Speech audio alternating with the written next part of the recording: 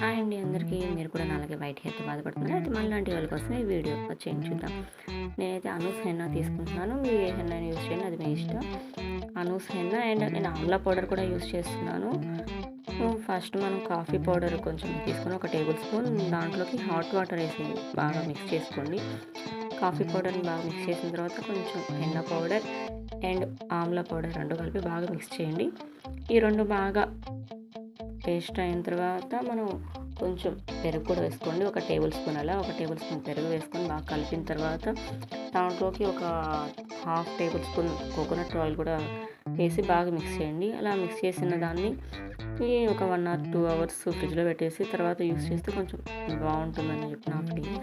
మీకు కూడా ఈ వీడియో నచ్చినట్లయితే లైక్ చేయండి, షేర్ చేయండి, కామెంట్ చేయండి and don't forget to subscribe. మనం దీంట్లో ఆమ్ల పౌడర్ కూడా యూస్ చేస్తున్నాం కాబట్టి మన హెయిర్ ఫాల్ని కూడా కంట్రోల్ చేస్తుంది ఇది.